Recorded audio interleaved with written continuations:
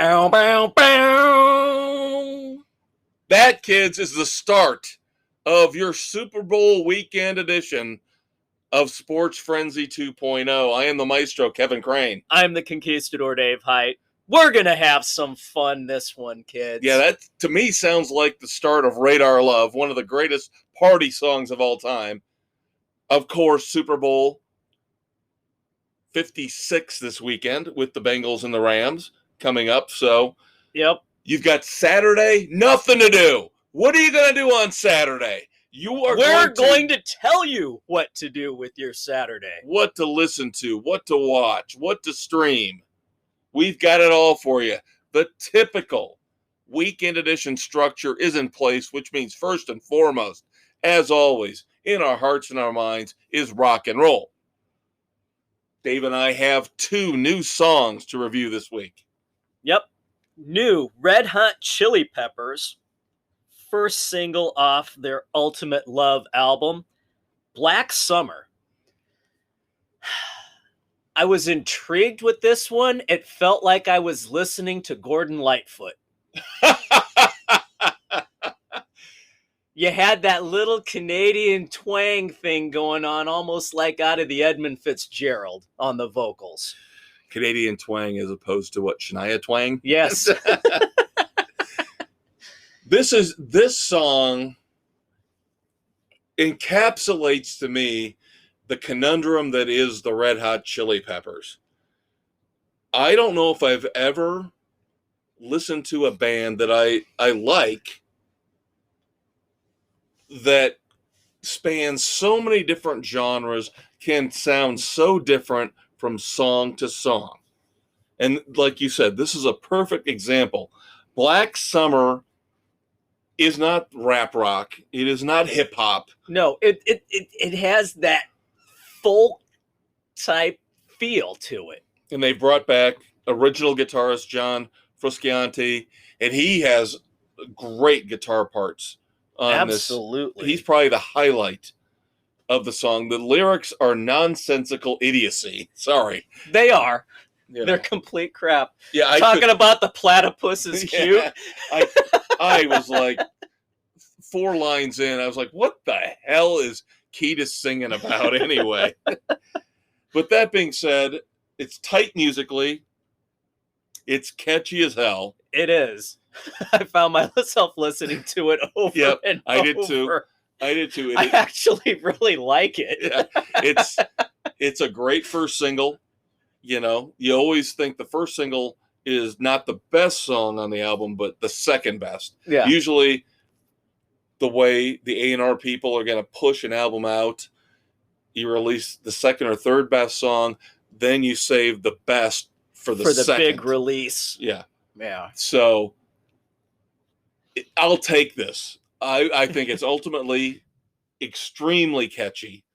It gets in your head. It's like an earworm. It is. Waiting for another black summer to end. So I will give it 3 frenzies. I'm right there with you. Yeah.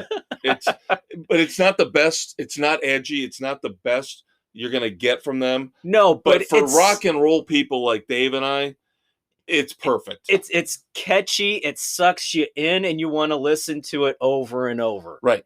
And again, musically, they are sharp as a tack. Sound really damn good. They do. Now, the other one, I kind of threw this one at Dave as a curveball because I know he's a huge Oasis fan. Yeah. Sarcasm noted. Liam Gallagher, of course, was one of the Gallagher brothers who fronted Oasis.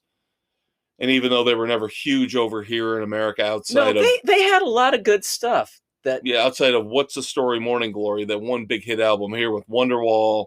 Supernova. But overseas... They're like up there with the Beatles. Yeah. In the UK. So Liam Gallagher putting out a new song is big news for British fans. Over here normally would probably land with a thud, except with the fact that he is collaborating on this song called Everything's Electric. The title track. With Dave Grohl. Dave Grohl co-wrote this song and plays drums on it, and you can hear a little bit of background vocals too. Yes, you can. And I am actually, I did not mean to do this, but I feel the same way about this song that we just talked about with Black Summer. It's catchy. It gets in your head. It's a solid track. Ooh. Yep. I liked it. I really did. Again, another three I don't frenzies. hate you. I despise the situation. Yeah.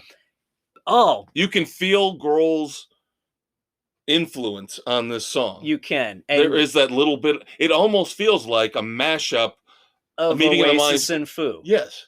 And I love it. Three frenzies. Again, we are simpatico Yes. on this one. And I think I wasn't sure, Liam Gallagher, I'm like, all right, we'll give it a shot. But I'm like, all right, I'm digging this one. Well, I figured I had to tell you that Grohl was involved. Otherwise, you would have been like, what the hell is the maestro drinking? Even if you wouldn't have told me Grohl was involved, this is a solid entry from them. So. Yes. And we're always looking. We're trying to find new stuff because it's so hard to find really good new music out there. So we will always on the weekend edition give you new stuff to listen to that we, outside of that Envy of None crap from a couple weeks ago. God, that was a disaster. Where we got roped in thinking Alec Lifeson of Rush, it's got to be good. It was absolute crap. But for the most part, we do pretty good in steering you guys in the right direction. So stick with us. And if we miss, we will let you know we missed. So we will say stay away. Couple tour announcements. I don't think this is a money grab. I won't put this on him. I think he's legitimately trying to pay tribute to his fallen bandmates, but Mickey Dolenz is going back out on the road for just 7 dates as a tribute tour to the Monkees. I like it. He needs to have that closure. Unfortunately, nowhere near us, so we won't be able to see it, but yeah. We've both seen the Monkees at different times. Yes. So at least we have that. Yeah. The unfortunate thing is I didn't get to see Mike. I didn't either. So I got the 25th anniversary tour. Yeah, I got probably the same you did. I got Mickey, Peter and Davey. Yep. The other big tour news, now, we saw The Who 3 years ago, and it was great with the orchestra and all that. Yep. So they're going back out on the road again. The Who Hits Back is what the tour is called. Nice.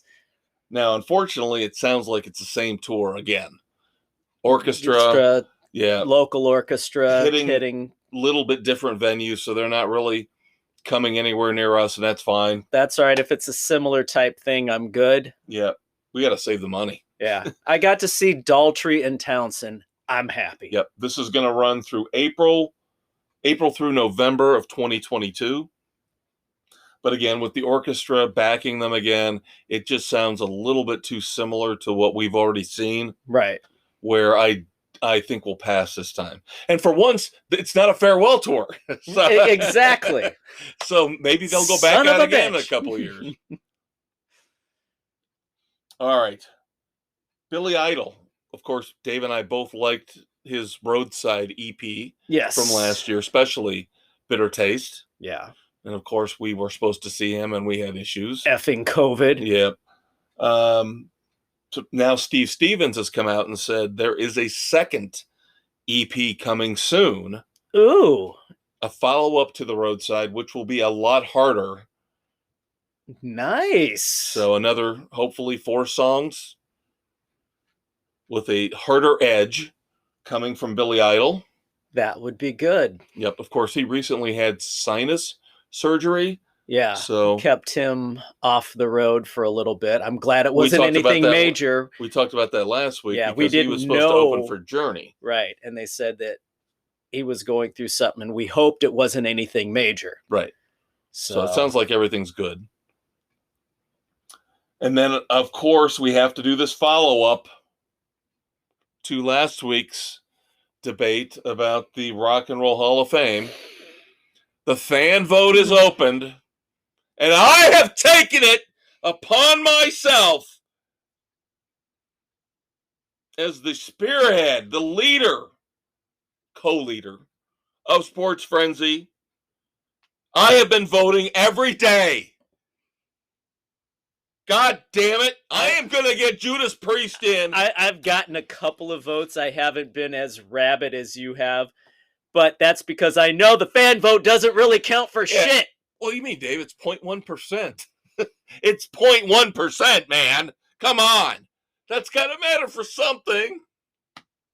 Balls. Yeah, I know. But as of this afternoon, just a few hours ago, as we tape, here on the 9th of February, the top 5 in the fan vote are number 1, Eminem. Idiots. I could have seen this coming a mile away, though. Now, the rest of this really puzzles me. Really puzzles me.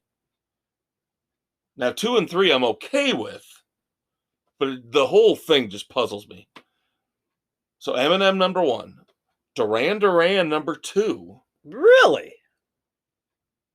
Pat Benatar's number 3. Where's the priest? Dolly Parton's number 4. Come on! Eurythmics are number 5. Bullshit!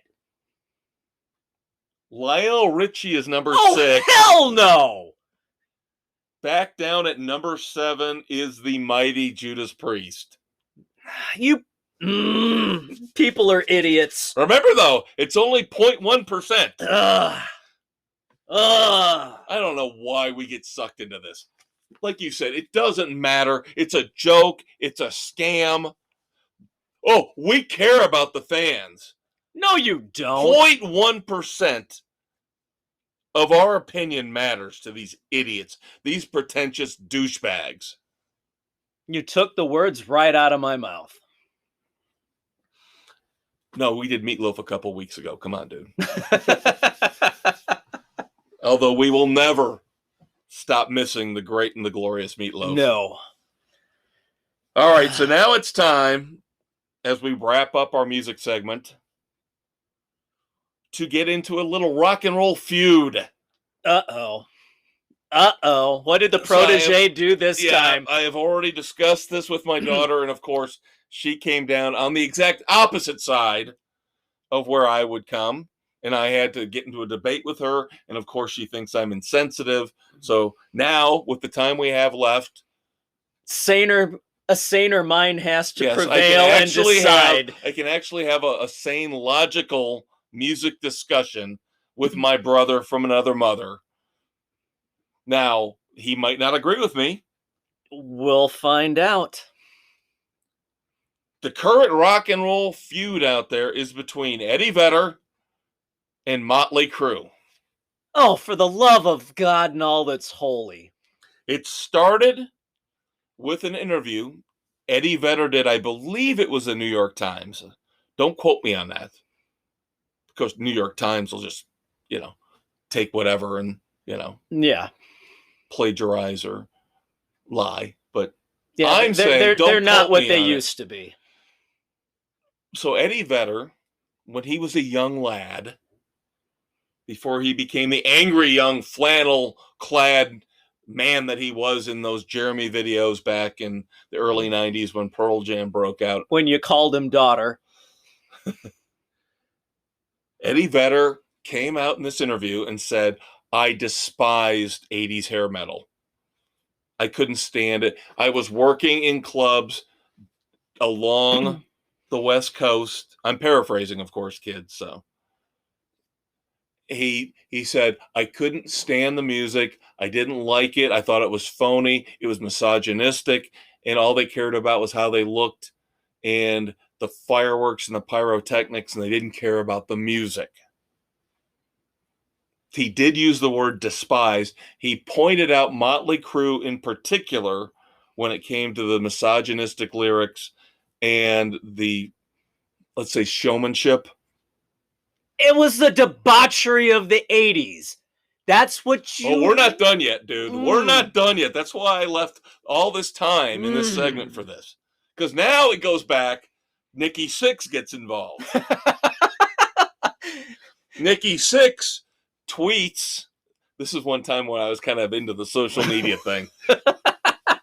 After we just lambasted it in the regular sports edition. We lambasted every freaking episode. Sports Frenzy 2.0 or Weekend Edition. So Nikki Sixx comes back and says, just saw the comments, again paraphrasing, from Eddie Vedder in his recent New York Times interview. I'm sorry he feels the way he does about Motley Crue, but I'm even more sorry about the fact that he now plays in the world's most boring band. Again, paraphrasing, but you get the drift.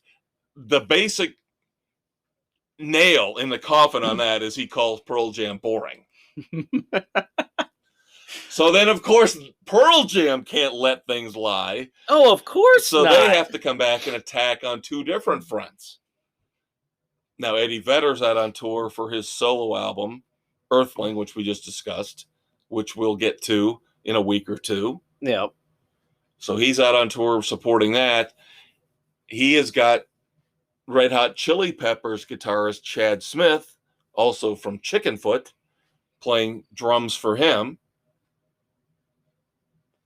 And at one point at the show he did over the weekend, he looks back at the drums and he looks at the drum kit and he says something, again paraphrasing, oh, look at the sleek and shiny, the metal, the great sounds that come out of that awesome drum kit, and he doesn't have to do anything like put it on roller coaster rails or put it on a guy wire or bungee cords or shoot flames out of it.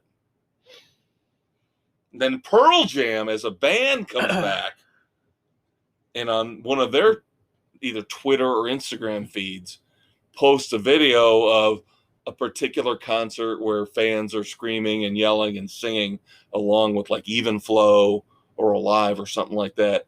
And they go simply, oh, gee, look at all our bored fans. We have got a rock and roll Donnybrook, Dave. What side do you lie on? I will forever fall on the side of the metal. I have never been a Pearl Jam fan. You know this. I will forever follow the metal. And as in the sage words of Dee Snider on the House of Hair as he closes out, if it ain't metal, it's crap. Now, I want to bring you in on the argument I had with my daughter, who's 20 years old. And, of course, she sided with Eddie Vedder. Because she's anti-misogynistic. Yeah, that was part of it. She agreed about the misogynistic lyrics. She did say, I do like, with a certain tinge of nostalgia, I like the 80s music. You know, she said, because, you know, you forced me to listen to it, Dad, basically. But she said, I do appreciate the music. I do like it to a certain extent. But she did say, I do agree with Eddie Vedder that it's misogynistic to a point. And that's the beauty of it. But then she started to get into the whole, you don't understand the depth of the grunge, the Pearl Jam, the Nirvana, you know. Does she get it? Does she number one, she's never lived through that shit. To my knowledge, she's never even listened to Soundgarden. So, you know, right then and there, she does not have the right to speak about grunge per se. Whereas we did. We've listened to all that music. We've seen Alice in Chains. We've lived through. I've seen Soundgarden. I've seen Pearl Jam. The rise and fall of metal and grunge. I've seen STP. Right. But now here was the part of the argument where things got off the rails. And now you ask me if I'm out of line on this. You will probably agree with me. And of course, the snowflakes out there will say we're insensitive. But here was my thesis for my argument in terms of sticking by Nikki Sixx and Motley Crue and the 80s hair metal bands over the grunge bands. And you will admit this, I like grunge more than you do. Oh, hands down. I don't like By Nirvana. tenfold. I don't like Nirvana, but I do like Pearl Jam. I do like Soundgarden, Alice in Chains, STP. Nirvana, I agree. Overrated. But I have now, to out bring of them in. everybody that you mentioned, the only band that I really like is Alice in Chains. Right. So the argument was going back and forth. And what I told her was I would prefer to have a band that is honest, upfront, wants to show me a good time with the pyrotechnics. And I also brought Kiss into it. I said, what would Kiss think of Eddie Vedder's comments when Kiss was the band that melded a big show with pyrotechnics and the guitars shooting out sparks and the drum kit levitating? What does Kiss think about that? All. They were the ones that started it. They are the kings of the misogynistic lyrics. So I said I would rather have a Motley Crue or a Rat or a Poison who are singing openly and freely about having a good time, partying, drinking, bringing their fans in, trying to give them the best show for their money, their hard-earned money that they can, than a bunch of phonies bringing you down with their flannel, whining and crying and moping. Again, Eddie Vedder in that video for Jeremy acting like he's the angry man. Oh, I'm so angry. Oh, my God, my veins are pulsing out of my head. He's a phony. To me, he is. But now this is where I crossed the line in her mind. I don't think I crossed the line. Again, I'm looking at empirical evidence. I look back at the 80s hair bands.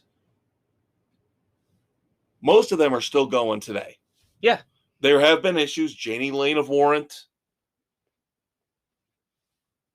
I told her, I said, I look at the grunge bands. And again, I love the grunge bands. I can take the music for what it is. I can appreciate darker music, more depressing music, different instrumental sounds. So I'm not ripping on grunge, but I'm trying to tell her Eddie Vedder has no right to rip on the 80s music where it was more open and upfront and saying, hey, we're here to get laid. We're here to have fun. We're here to party and drink. It's sex, drugs, and rock and roll. I look at the grunge guys, and what do I see? Depression. I see suicide. I see Kurt Cobain. I see Chris Cornell. I see Lane Staley. And I'm like, they're phonies in that respect. It might sound cruel. They're phonies because they're either repressed, depressed, or in need of mental health help. Yep. And I said, I would rather have the open and honest guys who are out to have a lot of fun. Who are telling me this is our outlet. You come along for the ride with us. Let's blow fun. Some shit up and get laid. Versus the guys who are moping around in flannel. That by the end of the show, always upset. Yes, the lyrics have more depth. Yes, the music might have more intricacy. But you come out feeling like crap. But look at the people who actually made the music, dying, committing suicide. And of course, she got mad at me. How dare you bring up suicide? Like, it's part of the argument. It's all part of the empirical evidence.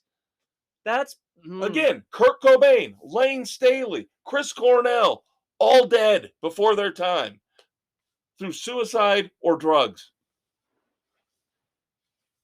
There you go. It's more prevalent, more pronounced in the depressed grunge generation of the 90s than the free-flowing, fun-loving 80s. Again, exceptions. Janie Lane was a big exception. Yeah. Nikki Sixx wound up ODing and dying and brought back. But... And again, Eddie Vedder so... And again, full of himself, I'm torn being the because pretentious. I do respect him. I think he's a great singer. I do respect him, but he had to slip in again in that interview, that first interview that started everything in this little rock war. He had to slip in that. Well, Guns N' Roses was really the one that brought us all together. Guns N' Roses was the band that took the 80s music and gave it teeth. And I'm thinking, have you listened to the lyrics of the first album? You want to talk about misogynistic lyrics? Who do you think They're 10 times worse. Kurt Cobain and Axl Rose had a feud going on because Cobain felt Guns N' Roses was too misogynistic and anti-everything. Last time I checked, there are so many passages on Appetite for Destruction about drugs, partying, and misogyny, they put any Motley Crue album to shame. But this is why I can't stand hypocrites like Eddie Vedder. Turn around, bitch, I got a use for you. Exactly the line I was thinking of. Exactly the line I was thinking of. But Eddie Vedder has to give Guns N' Roses a pass while he disparages all the other bands, specifically Motley Crue. Yep, sorry, Eddie, you don't have a frickin' leg to stand on in this one. And again, we are considered the anachronisms. We're considered, again, the guys that don't get it because the snowflakes think the grunge era got it. They are so smart and so brilliant. Eddie Vedder is such a great guy. No. Let's move on. We will. We're going to head on to the movie segment of our weekend edition, where we are going to go back about a year. Yep. To Guy Ritchie and Jason Statham. The Wrath of Man. So stay tuned, kids. We will be right back on the weekend edition. Are you having trouble falling asleep behind the wheel of your expensive SUV? Are you finding difficulty in avoiding golf clubs thrown at you by your angry wife as you pull out of the driveway? Sign up today for the Tiger Woods Driving School, sponsored by Sports Frenzy 2.0. We'll show you how to text ladies of the night while still driving effectively in the wee hours of the morning. We'll also teach you how to ditch a suspicious backpack when you end up driving into a ditch. Check out Sports Frenzy 2.0 on Spotify, Google, Radio Public, Pocket Cast, wherever you listen to your favorite podcasts, for updates on our latest classes, including how to curse and swear in front of uptight golf fans and their children and still be adored by millions. The Tiger Woods Driving School. It's great! Hey kids, welcome to the movie review segment of Sports Frenzy 2.0, the weekend edition. I'm the Conquistador Dave Height. And I'm the maestro, Kevin Crane. We're here taping February 9th, 2022. This will drop Saturday, February 12th, in time for Super Bowl weekend. And you've got nothing going on Saturday, so listen to us in the morning. And then listen and watch everything we tell you. Grab your popcorn and get ready for a wild ride with The Wrath of Man. Now, this movie was one of the movies that came out when the pandemic was starting to lighten up about a year ago a little bit. So this was a theatrical release. Yep. Did okay. If it wasn't for the pandemic, it would have done better. Right. Because it brings the best of two genres together. A heist flick and a revenge flick, all rolled into one. Yep. And the thing is, I wish Guy Ritchie had never met Madonna. Oh, I know. Because those were wasted years. The guy is so talented when it comes to action and adventure. Guy Ritchie has made so many good movies, and he's humble. It's humble in the fact that his movies aren't looking to make 70, 80, 100, $200 million. No, he wants to entertain you. And he does that so well. Going all the way back to Lock, Stock, and Two Smoking Barrels. Yep. Snatch. More recently, his take on King Arthur was fantastic. Yes, it was. Charlie Hunnam. And then recently, the Gentleman, which I thought was unbelievably good. And now we get Wrath of Man with one of his favorite actors. One of Jason our Statham. favorite actors. But Guy Ritchie particularly likes working with Jason Statham. Yeah, they have that chemistry to put a solid movie together. Yeah. And I think this might be Jason Statham's best movie ever in terms of his acting. The depth The that he intensity, brings. the intensity he brings to this. There is no joking around here. No, this is a deadly straight serious. up. This is actually, I knew this was going to be a dark movie. This is darker than I even expected. Yeah, this goes beyond your typical dark revenge. And well, like you said, it's a combo heist flick, revenge flick. It's really well done. Great acting all around. Yep. You've got the likes of Eddie Marsan. You've got Josh Hartnett. Yep. Jeffrey Donovan. Yep. Who we all, oh my God, going back to Burn Notice. We love Jeffrey Donovan. Scott Eastwood. Yep, Scott Eastwood. So it's got a really good cast, really well acted. Now, I will say this. Given the parameters we're dealing with, the heist revenge flick, it's not like I can give it a huge, massive rating. Well, no. You know. It is what it is. Right. But for what it is, and again, all praise to Guy Ritchie. Again, vastly underrated. Like Dave said, wasted years with fucking Madonna, literally and figuratively. You know, if he'd had those years back to create more stuff with Statham or Vinnie Jones or some of the other people, Charlie Hunnam is another guy he likes to work with a lot. Yeah. What other great movies would we have gotten from him? And this is right up there in the pantheon of his best. I give Wrath of Man a strong 3 Frenzies. I'm right there as well. I will watch it again. This is one I hadn't realized we had access to it on demand until my youngest at 18, he said, "Dad, come on.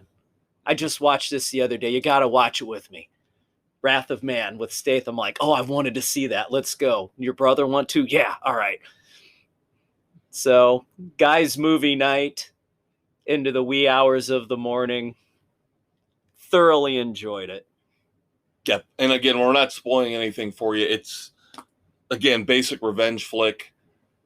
Statham's son is killed by a bank truck heist mob. And the thing that makes it interesting that I didn't see coming is who Statham is, who his character is. Yeah. And I don't want to spoil that. We're not going to spoil that. Let's just say that it's not the typical vengeful father. No. Let's say that. He and his son were in a place where they shouldn't have been to begin with. Right. Bad circumstances, unfortunate circumstances. Yeah, it was literally the wrong place at the wrong time. Going back a couple weeks to when we reviewed The Last Duel, it's kind of the same situation in that we see it from different perspectives. Yeah. We get to see the whole thing play out from different people's eyes. Yeah. But in the end, again, this is just a bloody, messy revenge flick wrapped up in a heist movie. Yeah. Like we said, it's the best of 2 genres. Yep. And again, Guy Ritchie, all props to him. He does not get the credit he deserves. No, he does not. So this is one, get the popcorn ready, sit down, and enjoy a high-intensity ride. Yep. Yep. And I loved, the one last thing I want to say about this movie that I love personally was how Guy Ritchie kind of broke it up into chapters. Every chapter had an unbelievably badass name to it. Yes, that was great. Yep. Especially what the end was, what? Spleen, lungs, heart, liver. We'll leave you to watch the movie and figure out what we're talking about there. You can probably take a guess. Yeah. Just very enjoyable. Yep. Solid 3. You will not go away disappointed. Yep. Solid 3. Again, lean towards 3.5. That's how good it is. Yeah. But I can only go 3. All right, a little bit of movie news. Russell Crowe will be starring in, not as Kraven the Hunter, but will be in Kraven the Hunter. Rumor is he could end up being Kraven's father, possibly. Intriguing. This will be Russell Crowe's second Marvel role after Thor, of course. Yep. So as I always say, we're going to get to the point where every actor has been in a Marvel movie. We're getting to that point. Any actor worth doubling up. Any actor worthwhile will be in a Marvel movie. And of course, the Oscar nominations came out this week. And as you would expect, it's all a bunch of pretentious crap. Yeah, it is. Now, I do have to give props to Kenneth Branagh. I have always liked him because he's kind of done serious things, Shakespeare, but he's also directed Thor. He's done the comedy bit. He's Hercule Poirot now coming out this weekend with Death on the Nile. Yep, Gilderoy Lockhart in Harry Potter. Kurt Wallander, those are great mysteries. Yep. So he has now set a record. He has been nominated 7 times in 7 different categories. Nobody's ever been able to claim that before. Good for him. And again, multi-talented. He's unbelievably talented. Yeah. Now, this will shock everybody. This will blow the doors off of everybody who listens to Sports Frenzy and Dave. I am actually going to give props to somebody who I have a reserved seat on the plane of death for. I am actually going to give kudos to Jimmy Kimmel. What? And you'll probably agree with me on this. Jimmy Kimmel actually did something smart? Jimmy Kimmel actually acted like a regular, fun 80s era talk show host, which I thought is what he was supposed to do. But instead, he became a political dickhead. Just like Stephen Colbert, But he actually, when the Oscar nominations came out, he had some really funny lines that would appeal to you and me. Now, of course, I have not seen Spider-Man No Way Home yet, but Kimmel adores the movie. He went on a rant, an epic rant about how did Don't Look Up, that piece of crap that I couldn't get through half an hour of. That I refused to even attempt. He sits there and he starts ranting about how does Don't Look Up warrant a Best Picture nomination ahead of Spider-Man No Way Home. And he's saying the same kind of things you and I say. Oh, they saw Leo DiCaprio in it, and Jennifer Lawrence in it, and Meryl Streep, and they checked their little box, and they said, we've got to nominate this. So I have to give him credit for that. And I also have to give him credit for another movie that I watched that you refused to, with a really funny line. Again, he's acting like a normal talk show host from 30 years ago who actually understood what they were supposed to do, was make us laugh. He said, of course, Power of the Dog. Oh, that piece of crap that I only got halfway through. He said, of course, Power of the Dog got 12 nominations, equal to the number of people that saw it. That would probably be correct. So he we'll move him back a couple rows. We'll move him more. We'll give him the emergency exit window. Yeah. A chance at survival. And we'll tell him, Jimmy, now, this is conditional. Don't be a douchebag anymore. We're giving you a break. You were pretty funny this week. But yeah, I know. I saw Power of the Dog got 12 nominations. And they're saying it's going to Best actor, best picture, supporting cast. The movie sucked. I didn't like it, but I didn't think it was awful. It was not as bad as Frances McDormand shitting in a bucket. But still, there was nothing about any of those characters. The story was blah. There was nothing to it. You had to watch the whole thing. That's don't all. Care. I know, and I'm get not it. wasting my you time and I have talked about for this. a final bullshit that might wrap it up. There was no reason for me to continue on. No, and I understand that completely. I do get you completely. I just happen to suffer through it. The ending was marginally satisfying. Again, if I had it to do over again, I probably would not have finished it because it wasn't that outstanding of an ending to redeem all the parts, all the dragging and the pretentiousness. My God. But again, at least it had a structure, a regular story structure with an ending that made sense, unlike Nomadland, last year's winner, which was just the biggest fucking waste of time. It was a turd in a bucket. And so what happens? Oh, let's give the director a Marvel movie because she's the one that directed Eternals. So sick of Hollywood's pretentious bullshit. Let's look at the top 10 nominees. Believe it or not, 10 made the cut. For Best Picture? Yes, ever since they expanded. Oh, Jesus. Ever since they expanded, they allowed more than 5, but no more than 10. I think this is the first time they've maxed out at 10. I could be wrong. Let's see if there's any that I would even watch. Well, we've already watched one. We watched Dune. So Dune's in there. We've already talked about The Power of the Dog. We've already talked about Don't Look Up, which I quit on half an hour in. And I refuse to even start. I will be so mad at you if you watch this. I'm telling you, that makes me more mad than you're mad about Power of the Dog. I'm telling you. All right, so now Belfast, of course, is Branagh's.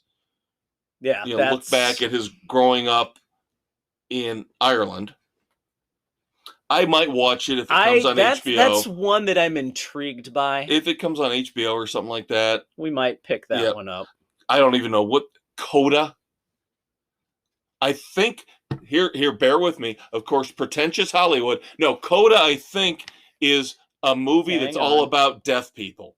I think it's almost entirely done in sign language. If that doesn't scream pretentious Hollywood, am I right? Just CODA? Yeah.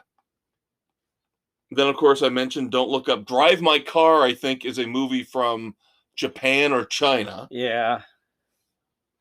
We talked about Dune, which is the one that we both actually watched all the way Coda through. Is Ruby is the only hearing person in her deaf family. Yep. Then King Richard, which, of course, is Will Smith with Venus and Serena Williams. I could have watched that on HBO Max. Didn't care about it. Don't care to. Sorry. Yeah, that doesn't interest me. Sports bios in general, unless I really have made a connection with the person, I'm not going to bother. Licorice Pizza. This one intrigues me. I don't know what it's about. I think it's kind of a coming-of-age movie.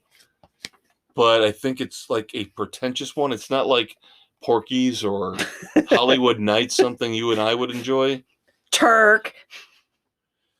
And the only image I remember seeing from the movie is some girl with, a white t-shirt with her nipples sticking out through the t-shirt. Sorry, kids, but that's the truth. That's the only image I remember from any promo shots of this movie.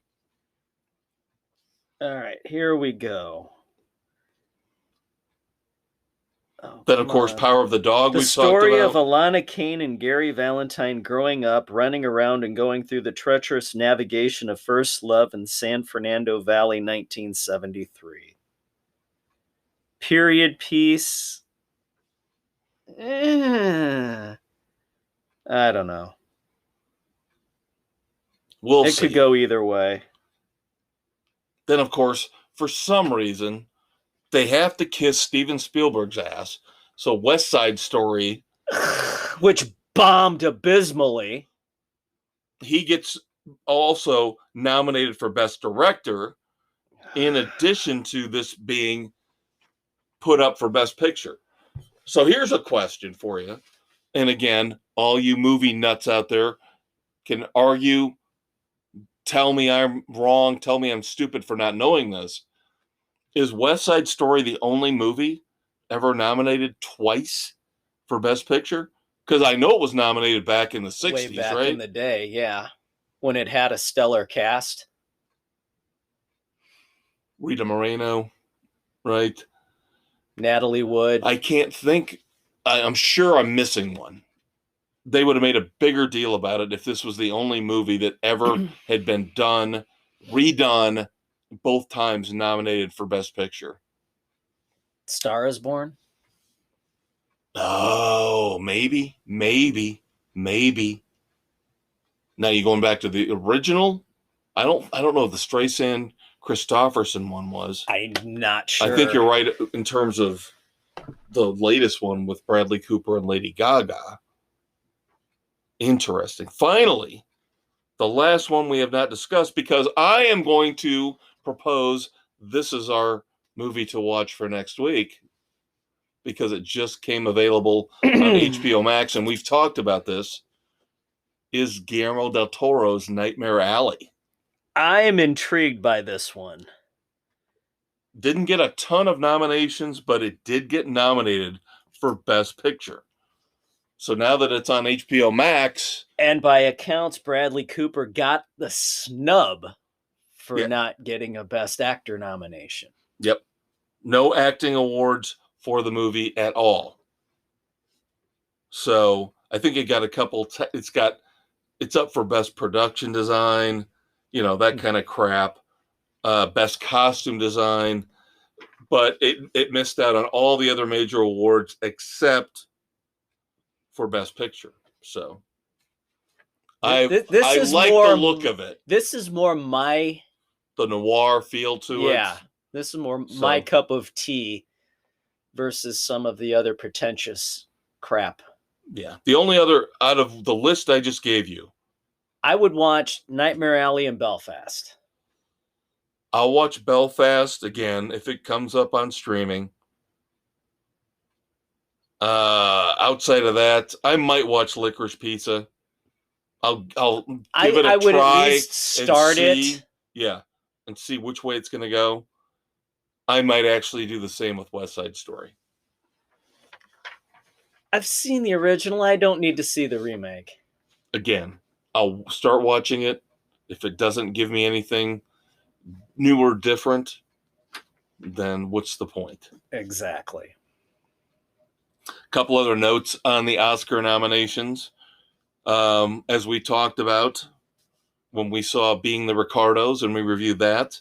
Yep. Both Nicole Kidman and Javier Bardem, Best Actor, Best Actress. I think Nicole Kidman is going to run away with this. Nicole Kidman should run away with this. Yes, she was very good. I was very skeptical of her playing Lucille Ball, but she did a phenomenal job with it. Best Actor, very interesting field in the Best Actors. I mentioned Bardem, Benedict Cumberbatch from The Power of the Dog. I think he's going to win. Andrew Garfield, Spider-Man.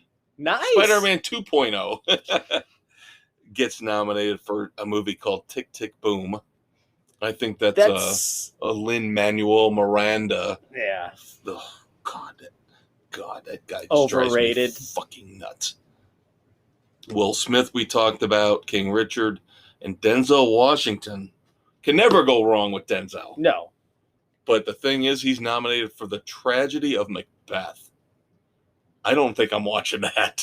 I stay away. I stay away from Shakespeare. I can't do Shakespeare. So, there you go. There's your Sports Frenzy summary of the Academy Award nominees. And of course, nobody's going to watch any part of it Yeah, they say they're going to have a host, but they don't know who yet. Yeah.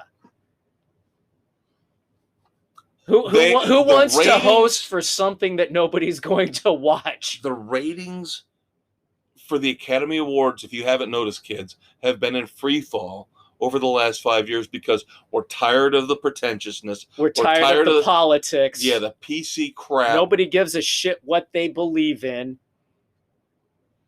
And the actors entertain us. That's one thing I actually noticed about the nominees this year.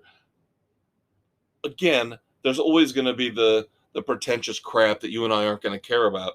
But this actually seems like a pretty decent year in terms of they're not shoving any agendas down our throats like they have in the past couple years. No. It seems like maybe they're getting back to normal to a point.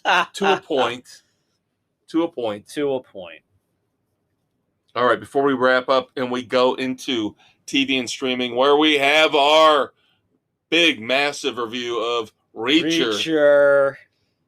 I have a question to pose to David. Yes, Kevin. You deal with print media a lot. You are in the library system. You work in the library system. Yes.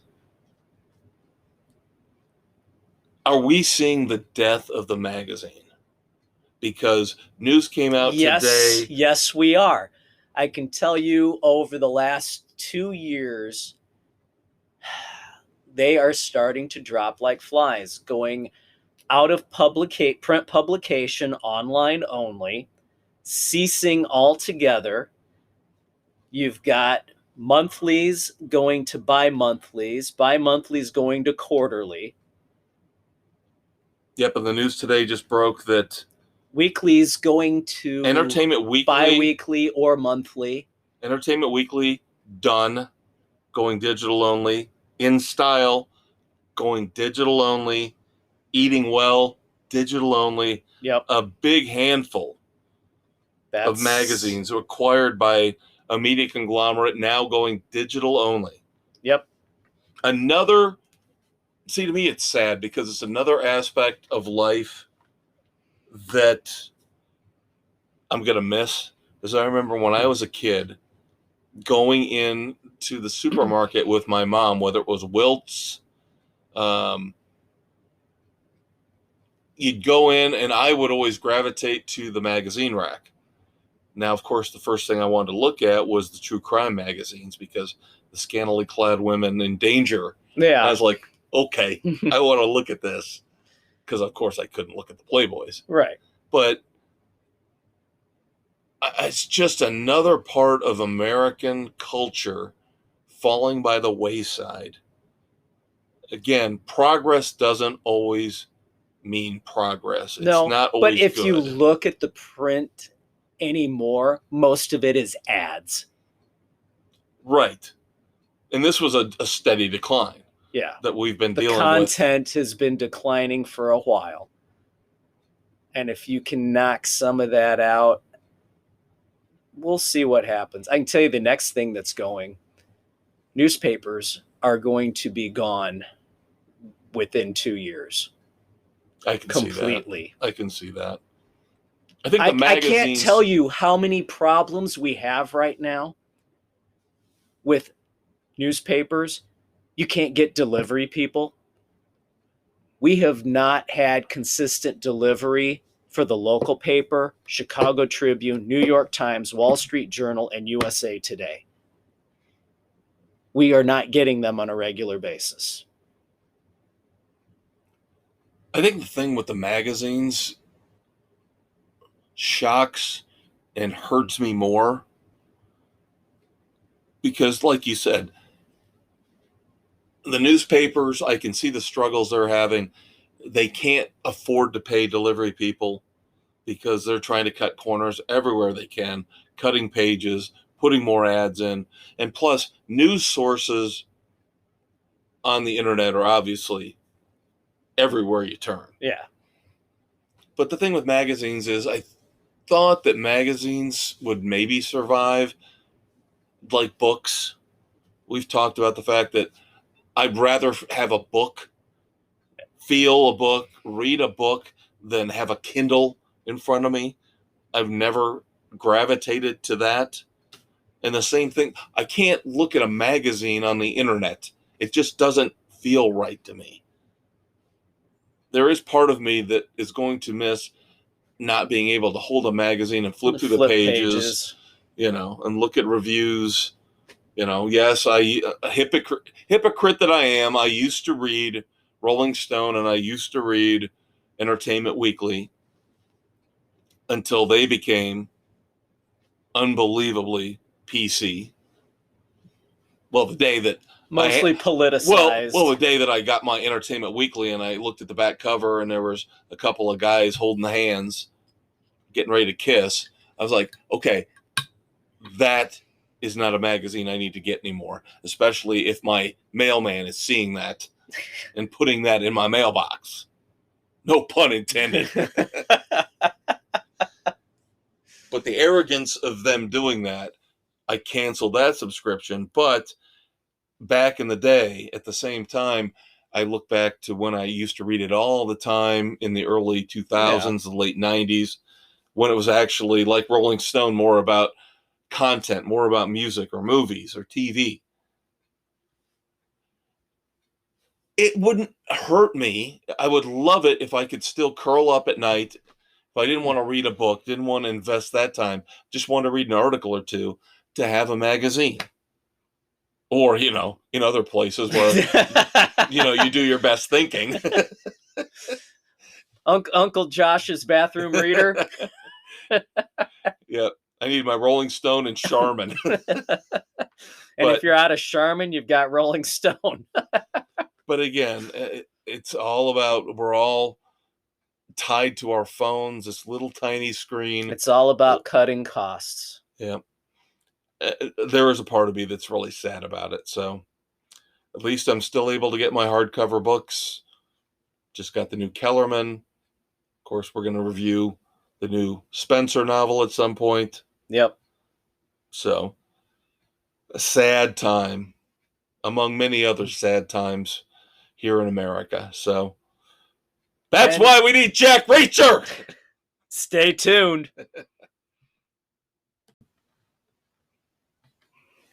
Yes.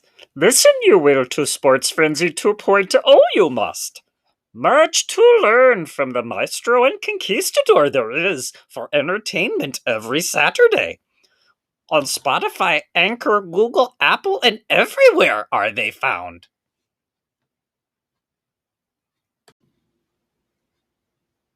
Hey everybody, welcome back to the final segment of the weekend edition Sports Frenzy 2.0, along with the maestro.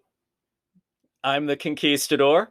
And we have got the long anticipated debut and review of the great, the glorious Lee Child book series.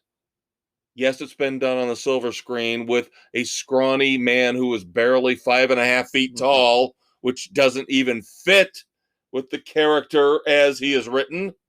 So now Amazon Prime has it right. Alan Rickson playing Reacher. Of course, Rickson is from Blood Drive and Titans. Yep. All 8 episodes dropped this past Friday. And of course, doing our due diligence and being fanatical Lee Child fans, we watched all 8 episodes. Yep. Finished it off. We watched it as an entire family Friday and Saturday. Loved it. I am going to be the cynical one. Not really cynical. I mean, there were some, they changed some of the storyline, which I didn't quite care for. It took away from what the book was, The Killing Floor. There were pieces I did not quite like, but I did enjoy the overall feel. Yeah, and of course, it was so popular over the weekend that it's already been renewed by Amazon for season 2 after 3 days. Yeah. I could have seen that coming a mile away.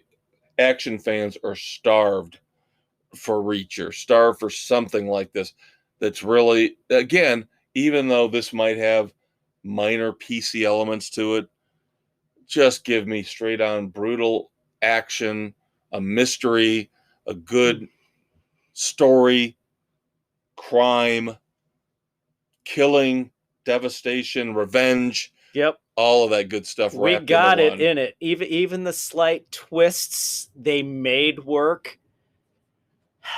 The one big scene in episode 7 in the house with the killing crew was disappointing to me. Oh, wow, really? It did not translate well from the book. And my boys agreed with me on that one, that that was the letdown. That was the one scene we were waiting for that left us wanting. All right, Dave and I have always had a fundamental. We're going to kind of do this like we did with James Bond, because again, this is something we're both passionate about. So we're going into a lot of detail here. So this will take up most of the final segment. We do have a couple dumbasses we'll get to at the end, but Dave and I have always had a fundamental difference about the Jack Reacher movies. Dave refuses to watch them because he cannot stand the fact that Tom Cruise is in them, and Yep.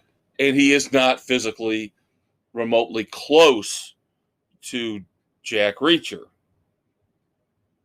And I get that.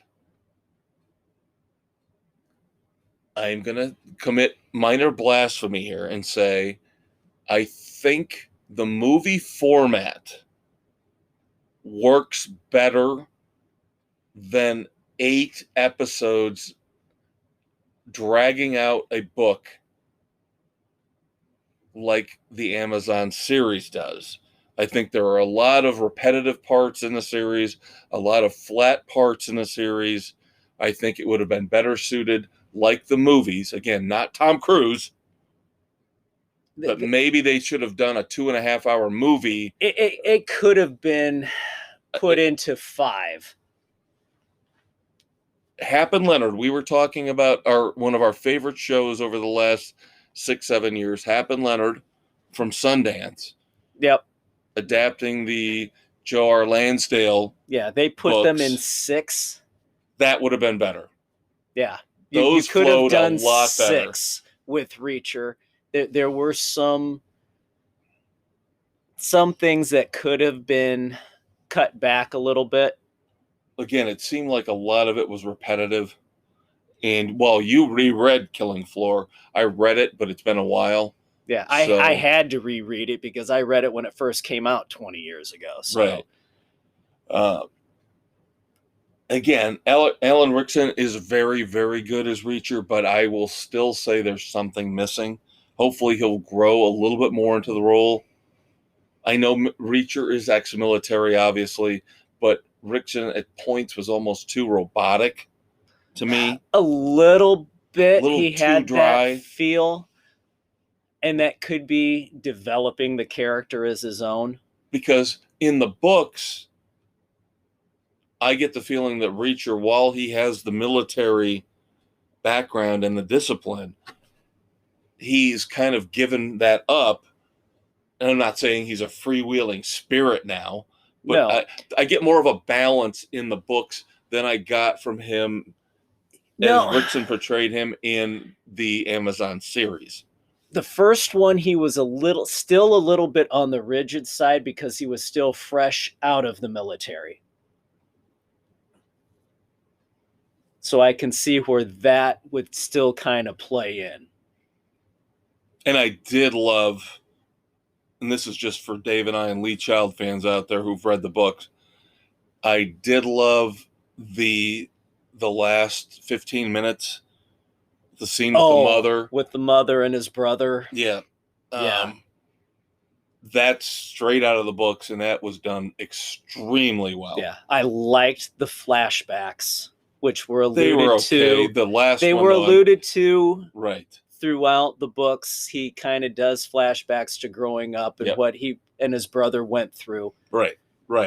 And you get a feel for how they developed to Yep. who they were. Yeah. Because in the books, and again, the Amazon series alludes to it fairly well, the mother was the linchpin, the anchor of the family. Yeah.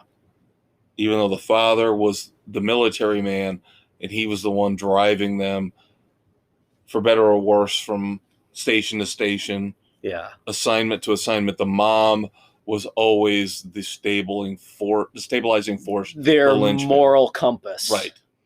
Yep. So I did like that at the end. I thought that was a really nice, and again, it's a background thing. It's not spoiling the story for you. No, it's moving forward. It's all part of the story, the backstory, who he is. Right. So yeah, the story itself is just a basic, corrupt small town in Georgia. Yep. Reacher gets poor sucked guy into it, and that's the thing. Poor Reacher just wants to go about his life experiencing America and gets sucked into the shit wherever he goes. he just wants a piece of peach peach pie.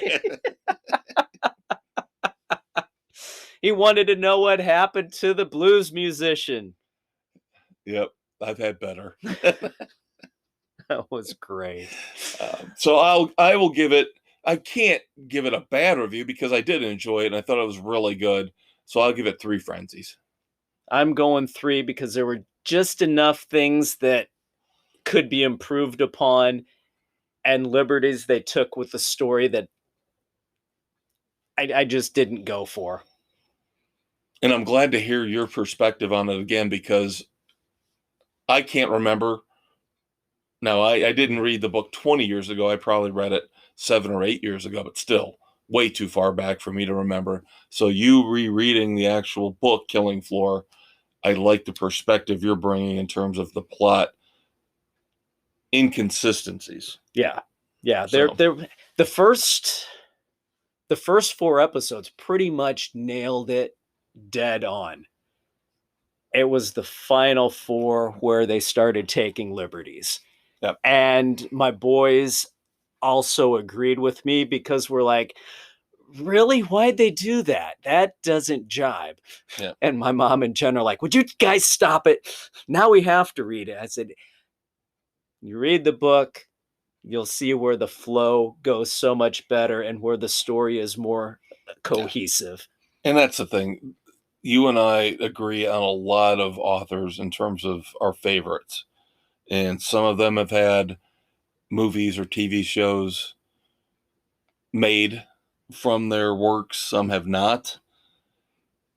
And I think some the have been golden rule completely botched. The golden rule applies for the most part, where I think that the books are always better.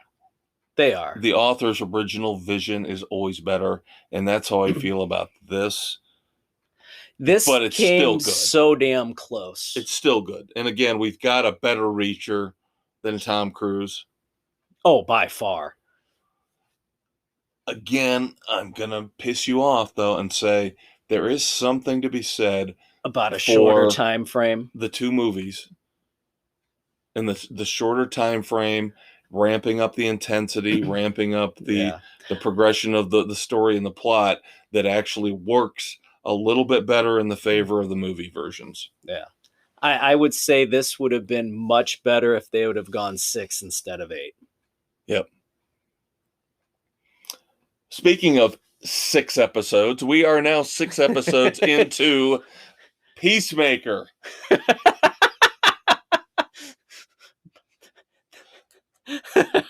Boy, Eagly, I'll tell you. Eagly is a badass. Wow, I've never seen that side of Eagly before. Oh my God. Further into Peacemaker the mystery. On the run. We get further into the mystery of the butterflies. Yep. Butterflies are beginning a conquest. Yeah, now I'm worried. The white dragon rises. Yeah, now leading into the last 2 episodes, I am very worried. I don't know what they're going to do to resolve this because, and that's a great compliment for the story's progression to this point. Is It's that like, right now? holy shit. This is like, how the hell are Vigilante, Peacemaker, Peacemaker, and a couple other misfits going to stop this invasion? And now, like you said, now the White Dragon's getting into it. Yeah, who wants to kill his kid. Yeah. I have 2 words for you. Robble, robble. Did he just describe the Hamburglar? Oh, God. Once we get to the end of Peacemaker, we'll give you an overall review. But now, Yeah. let me just say this again, not trying to cause friction, but if the last 2 episodes of Peacemaker keep up this pace, this level of fun and creativity, I will actually probably say Peacemaker was better than Reacher. It's got the potential to be there. Yeah.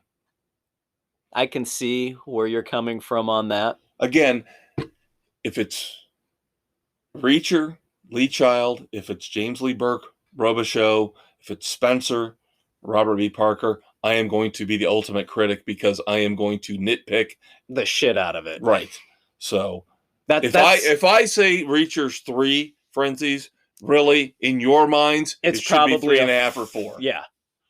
Yeah. Same with Dave. Dave's going to do the same thing. Yeah, and that's why I said the final 4, the second half, I had issues with. Right. With the story and plot changes. Because all I could think of, I know we're jumping back to Reacher, because again, I brought the comparison in. Peacemaker's different. A whole different we get level. introduced to Peacemaker in a terrible movie, The Suicide Hated Squad. the character completely. And now they've turned it around.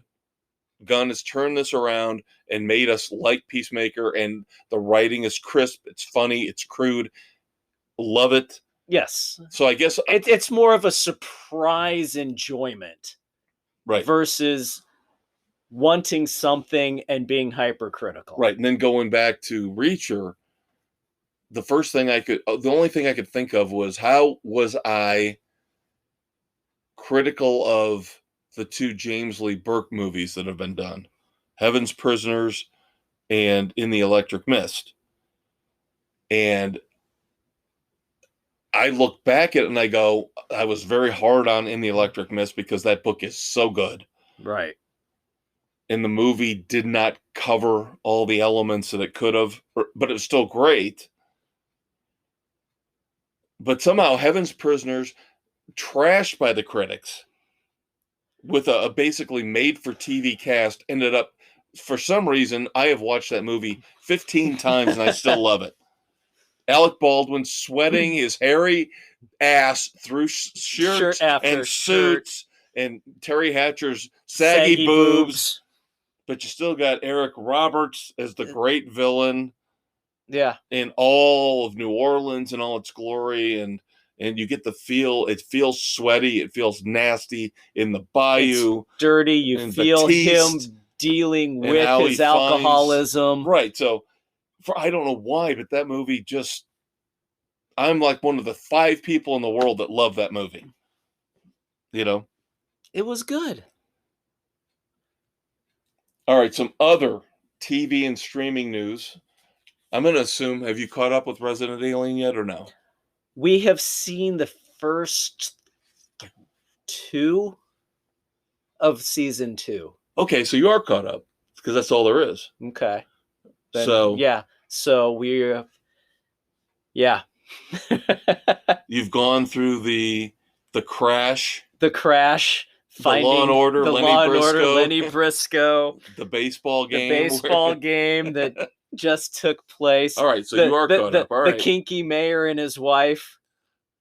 Yes, I have new respect for her. With her little tail plug. Yeah. I actually want to live in that city because there are a couple women in there that are very intriguing. Yeah. Tell me, Doc, how long can you choke a person during sex and it be safe? Jesus, Lee. Unbelievable. Oh, So, of course, that's God. another show that we will keep you up to date on week by week. Yep. Definitely check out Resident Alien. Star Wars fans, Disney Plus subscribers, one of the better Star Wars spinoffs, at least I think, very intriguing ones, coming May the 25th. Ewan McGregor returns as Obi-Wan Kenobi. Really? He gets his own series starting May the 25th.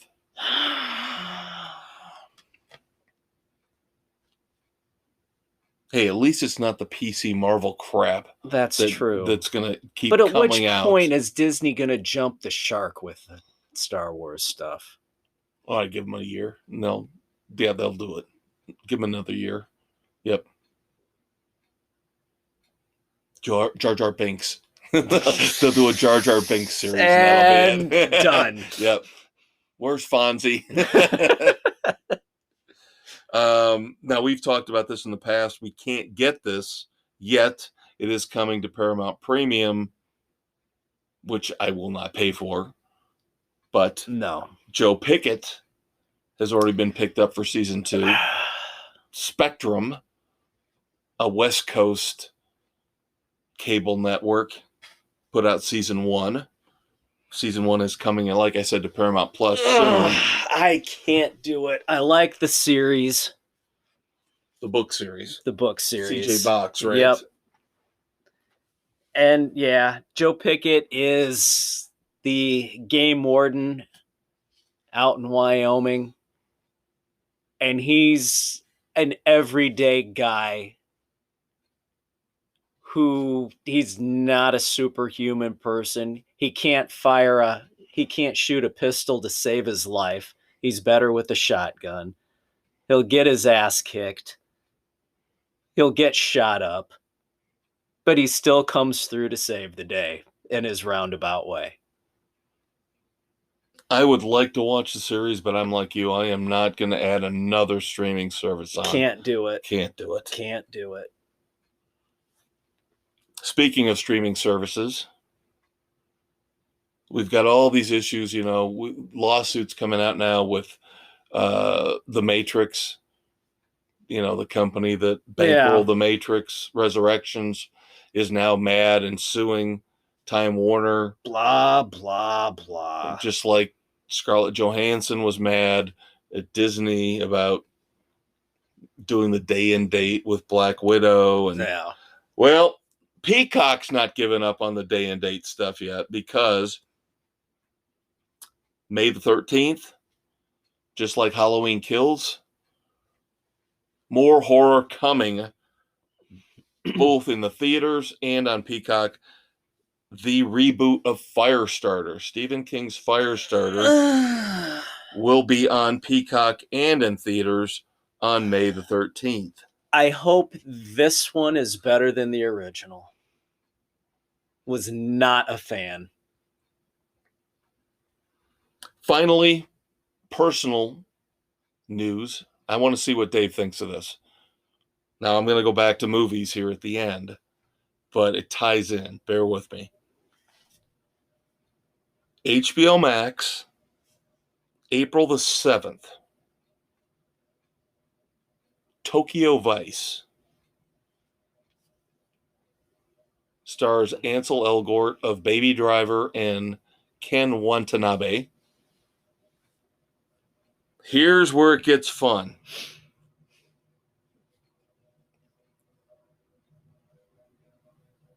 Two detectives in Tokyo exploring the seedy underbelly of Tokyo. The crime, the debauchery, the deception. The triads. I said, no way. Can't be. And then I looked to see who was executive producer and who's directing the first episode. Michael Mann. I'm like, no. You knew. No, it can't be. Is this like the unofficial? You had to know I was going to guess Michael Mann, right? I figured you would. Is this the unofficial official reboot, sequel, Could companion piece. be. If he's involved, You would almost have to think it. again, white guy, minority partner. Vice. The description sounds exactly like Miami Vice. the title, Tokyo Vice. Intriguing. I will be watching kids. this. I will be watching this. I have to April give the it a 7th. shot. If Michael Mann is directing the first episode and he's one of the producers, I got to watch this. Now, sticking with Michael Mann, to wrap up here on the weekend edition, Dave and I, of course, if you listen to Sports Frenzy 2.0, the mothership, the regular, of course, like this, available on Spotify, Anchor, Google, Radio Public, Pocket Casts, Breaker, Apple, Overcast, Castbox, and Stitcher! Thank you for Stitcher being on board now with us. Michael Mann has finally gotten the go-ahead to do a racing movie. His dream project. Oh, God. Ferrari. He is going to... The story of Enzo Ferrari. And the early days... I am intrigued by this. Focusing on I'm going to botch this, the Mille Miglia. And what happened there, supposedly there was a death. Yeah. A very suspicious death. But the movie's going to focus on how his empire is crumbling from when he was a driver early on, and then how the situation unfolded at the Mille Miglia. Adam Driver will play Enzo. Now, Hugh Jackman was originally supposed to play Enzo.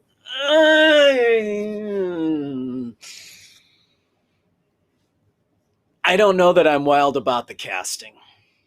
Then his wife will be played by Penelope Cruz. And his mistress will be played by Mrs. Lateral Thinker, Shailene Woodley.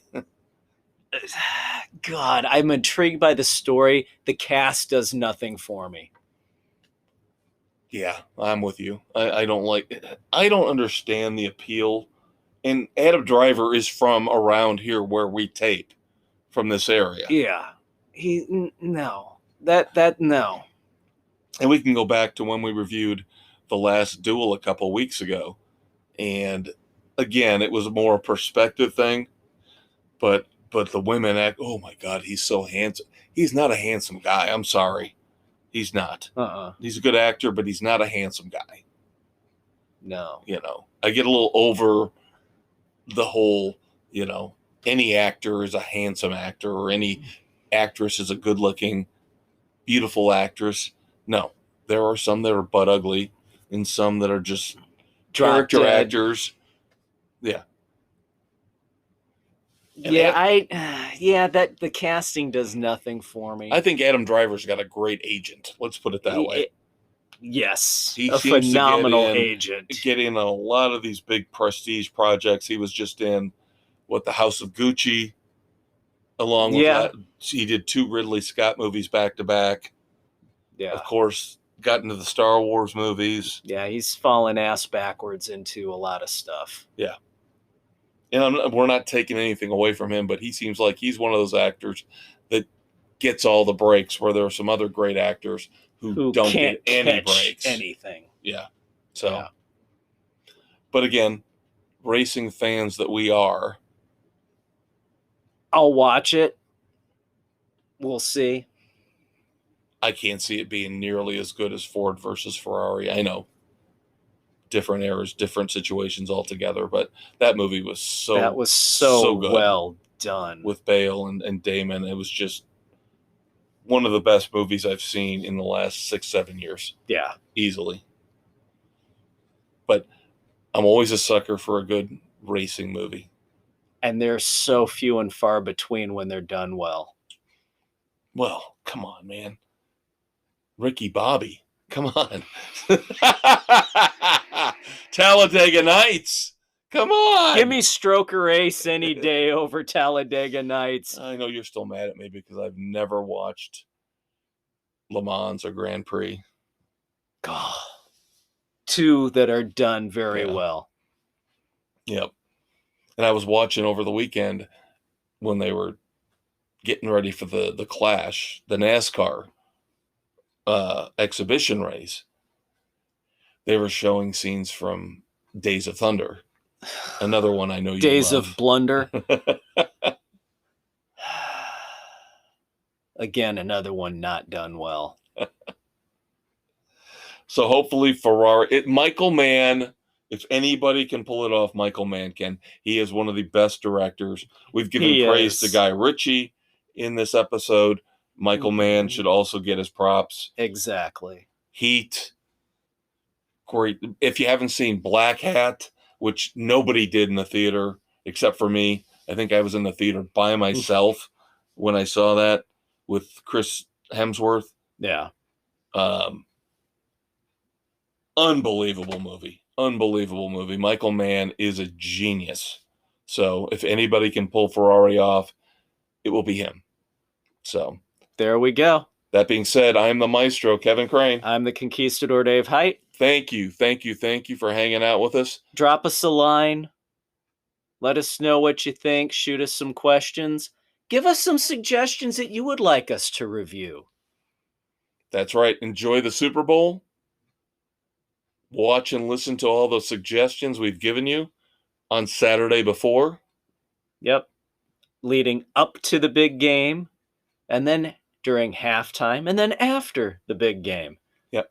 Next week is a little bit in flux. We are going to shoot for reviewing Nightmare Alley / with Miles Kennedy and the Conspirators, and the big review coming from the Conquistador. Yep. The family and I are going to see Ghost and Volbeat in concert on Wednesday night, our typical taping. So we're going to shoot for a Thursday taping next week. If things fall apart, we'll get the review the week after, but we are always optimistic and always hopeful.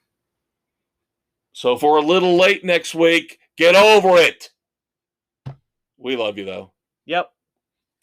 Talk to you later.